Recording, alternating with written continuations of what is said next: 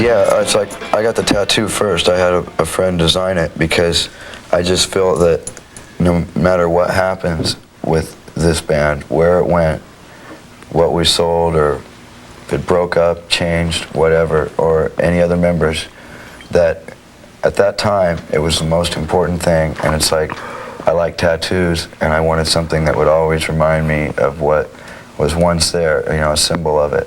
And so, you know, I got the cross tattoo here, and then Geffen liked it so much we decided to use it for a cover. Yeah, it'd be one of those things that I tell your grandkids. See, like Slash, you like notice, see, Slash wanted straight hair, so we gave him straight hair. I didn't ask for straight yes, hair. Yes, you did. You totally did. Yes, you did. I never said that. Yes, you did. Totally. What makes you say that? Because you did. Why? Was I drunk? I don't know. Yeah, I think you were. You were at the Hell House. Oh, yeah, because I told Bill, I said, you're never going to be able to draw curly hair right.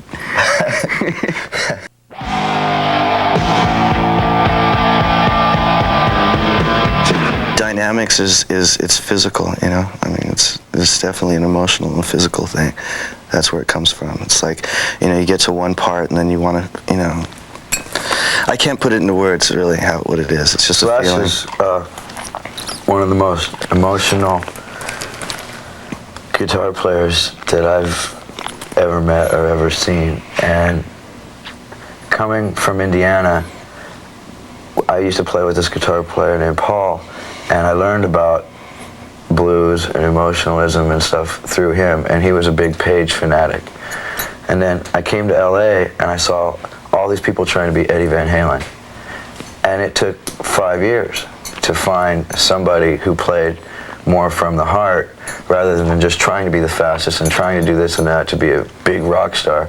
Someone who, like, he'll be very quiet and stuff most of the time and really won't let a lot of himself out until he picks up a guitar. And then his heart and soul seems to pour out through the guitar. And it's just like, I sit down a lot of times at shows, I'll sit down right on the stage, right in front of his amp when he's doing a solo, because it means so much to me just to hear that. It took a few years, like for a couple years, Izzy was real good at, like, he'd been out there just long enough, and he was always good at scamming his way in, and I wasn't. So it took me like about 2 years to even like be able to talk to people. I just kind of like stand around and watch, you know, and people didn't accept you so easily. And I remember I was wearing cowboy boots, and I got told I looked like I just got off the boat. And now like people buy cowboy boots for their mother out there. It's like, it's kind of weird. But you know, we met Slash. We ran an ad for a heavy metal punk glam guitarist. Blues influenced. And Slash showed up and we said nah, but he kept popping up everywhere we were at, and all of a sudden we started working together. It took a long time, and I guess it took a long time for me to learn and accept things out there. You know, he had been there the whole time and nothing was really that new. From the beginning. Yeah. And Izzy was just running around learning about every fad that there was. Till finally, at this point, he's just bored with everything except, you know, and just gets into his guitar, and it's real cool. He's like, you know, doesn't worry about too much of anything except his guitar. It's really funny because like none of us are from Los Angeles, and everybody like tries to label us as an LA band. We just all happen to have met there, and we were the only 5 guys that could have made up Guns N' Roses. I mean, we had different combinations of us in different bands, you know, throughout the time we were coming up and getting it together. And yeah, there was like 1 or 2 of the same guys.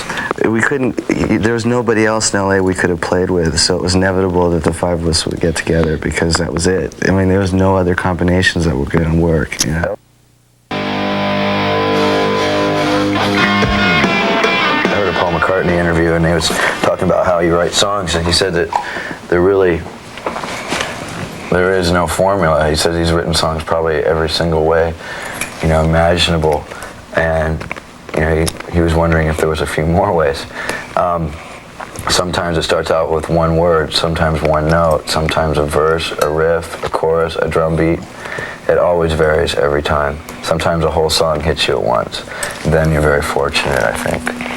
And, you know, you've really got something. Other times it takes You know, it could take up to a year to get a song exactly the way that your mind's picturing it. A lot of times you hear something in your head, you picture it, but you can't quite figure out how to get it out. Like if you were a painter and you see the picture, but you can't figure out how to paint it. I've heard a lot of painters describe it as basically their work is just a shadow of what they saw in their head. You know, and sometimes that's what we get, other times we nail it right on the head and it completely comes out.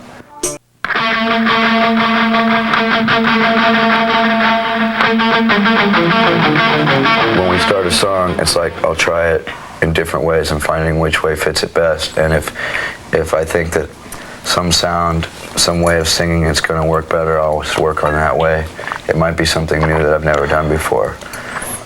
Like, It's So Easy, I'd never sang a song like that before, but the high voice just didn't seem to fit it as well. And so I started working on the low one. And Mr. Brownstone, it reminded me of a Stones-ish type funk thing. And so I was just playing around with it. And then, you know, we heard a rehearsal tape back and it sounded like it might work, so I just started practicing that way. I'm like a second baritone, and I just worked on widening my range to get a high range, and so then I just try to find the way to use the whole thing rather than limit myself. We have this song, My Michelle, right? And it's, Axl comes to me with these lyrics one day, and I go, no, Axl, you really can't say that. I mean, we've known this girl for years, and it's the truth. When I was about 13, and I went out with her then later on, and we got into a little hassle or whatever, and then I wrote this song, and it was basically the truth, and it says some nice stuff about, you know, how... At the end. No, in the middle of it, you know, everyone needs love, and you know that it's true and stuff. But I like to describe, sometimes, like, you won't touch a subject because you don't want to expose it. It might hurt someone. But then, if the subject's really that interesting, you just rip it apart and expose it. And that's what we did. And basically, though, it worked out good for everybody in the long run. She's happy about the song, and her dad even liked the fact that it was really accurate. So... It was funny at the time, though. It was like, no, you can't. Yeah, at the time it was really, it took 3 weeks for me to like finally go, what do you think of these lyrics? But she was really happy that I wrote it, so. Now she's like popular. It's a really cold business. I mean, it's like, you know, you can be on top and popular and everybody loves you and you're making lots of money, and then it's gone at some point too. And then, you know, it's like we're lucky because we have people that we work with that we're close to, and we can, you know, really be personal with and feel like someone's, you know, actually loves us and whatever. And it's like... I wouldn't go that far. If it falls apart tomorrow, you know what I mean? Your history, no one gives a shit about you anymore. And, you know, what are you going to go back and get... I'll be your friend. I'll still be your friend. You're going to go back and get a secretarial job? When will I talk to you? Once a year? Yeah.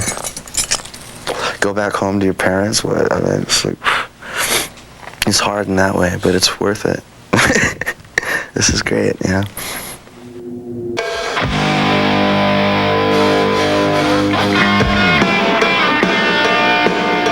We got hired to be the bad boys, and we were the bad boys, and now all of a sudden we have to be businessmen and respectable and good and stuff like that. You can only be bad boys during non-working hours. I'm psychotic, and that's a real problem to try to, like, you know, okay, now I'm done with business, now I can go in this room and be psychotic and tear it up. You know, it's like I have to, like, balance out, you know, when can I destroy everything around me to when I have to be nice to everybody. Yeah, things aren't that cut and dry, so it's hard to...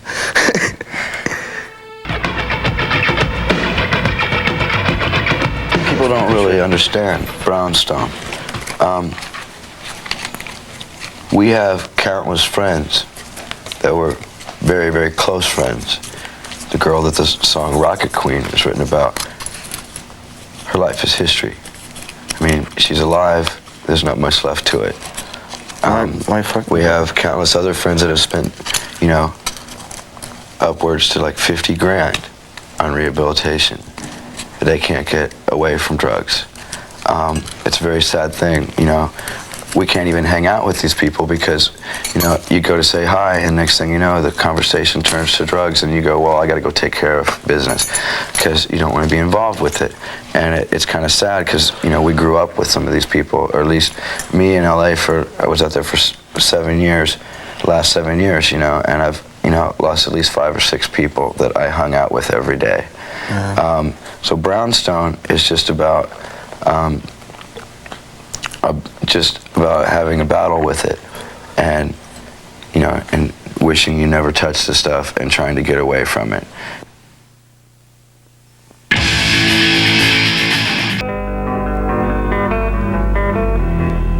I usually end up trying to take vacation and destroying everything around me because I can't calm down.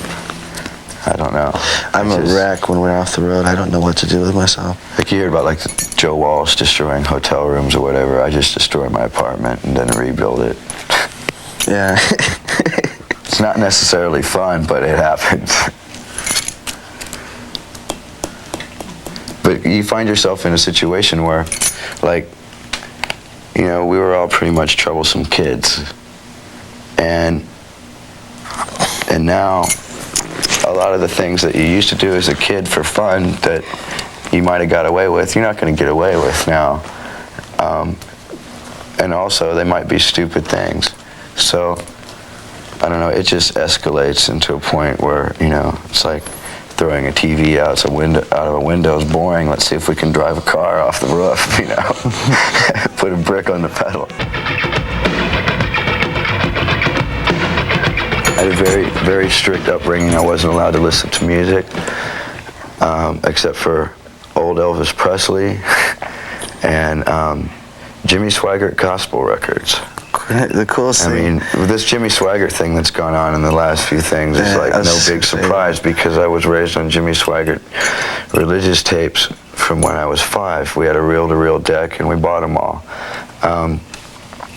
This just went on, you know, for years and years and years, and then finally I was, you know, accused of doing drugs and drinking and all this stuff that I wasn't doing. And I was kicked out of my house for not cutting my hair, and it was above my ears at the time. And I was 16, and, you know, and at that point, I just said, well, if I'm going to be accused of all these things, I might as well find out what they're all about. And, you know, and so I just, you know, maybe I got on a wrong track, but I seem to have pulled it together somewhat on my own. And it took a long time, and it's still, even to this day, I still have to deal with, you know, coming to grips with certain things that happened during my childhood and certain things I wasn't allowed to do and allowed to hear and everything like that. So I'm still exploring every field of music I possibly can. You know, I feel I got a lot of catching up to do.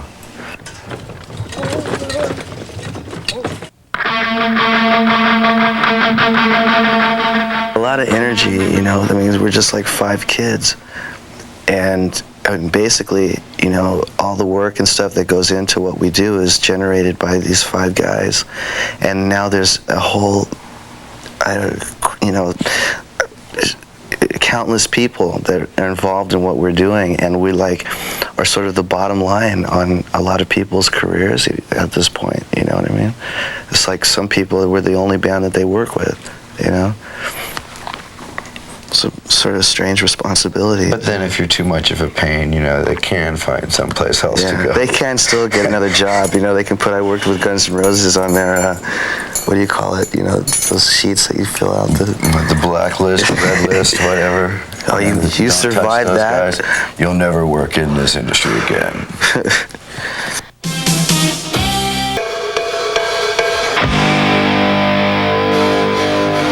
Next record, it's getting to be more exciting thinking about it all the time. I don't know what it's going to do in terms of sales or our following, but it should be, for us, a very weird experimental process and coming up with a lot of new things, because Appetite for Destruction, a lot of the material written on that was done while we were in the club scene in LA. That's over 2 years ago. You know, sometimes 3 years ago, some of it. And Anything Goes was first started about 4 years ago. And so during this time, we've had a lot of time to grow and mature, I think, lyrically and musically, and the next record we get to like fuse this all together and see what we come up with. It's a strange thing because we're gonna, you know, actually it's different because we've had a long time, like you said, about, you know, growing and stuff as musicians and as people and experiences and things. And I think when the tour is done, you know, and it's time to sit down and just put music together for the next record, it's going to be a completely different situation. It's not like we had years to put a song together or whatever. You know, things change over, you know, course of years. Me and Axl met at a certain point in our relationship, you know, with me and him and, you know, us and the rest of the band and stuff has changed. And it's like we're going to sit down and start writing songs, like it's hard to explain. It's going to be like sitting down and just putting all this years of experience down, you know, and trying to write however many songs we're going to do, and I don't know, just put it in a certain time frame and just like buckle it all together. Done. It's like a lot of people right now are getting turned on to Appetite for Destruction, like it's brand new, and we still have the same momentum behind those songs as we've always had, and we still find something in them and we get excited. But you know, the next record for us will be like anywhere from a 2 to a 4 year jump, and a lot of people, you know, are going to get that jump in 1 year's time, and I think it's going to surprise a lot of people. Guitar solos and stuff, like, you know, my own, like one place where I get to do a guitar solo and stuff. It's never anything that I made up or on the, you know, like before the show or a couple days ago. It's always just like made up on the spot, you know. There's a lot of improv. And like I'll go skateboarding behind Slash and he doesn't know it, and that's a lot of fun. Or I like to go out in the crowd sometimes, like while he's playing, and mess with him. Yeah, I ran out into the crowd the other night and I'm wireless now, so it's a new thing. So I go running up into like where the monitor board is, and all these people are going, "Oh my God, where's he going?" And the security guys chasing him, there's kids chasing him, and he's running full speed. Meanwhile, they got little low steps, and I almost fell. I did. I hit some step. I was like, "Oh God, I didn't even know they were there."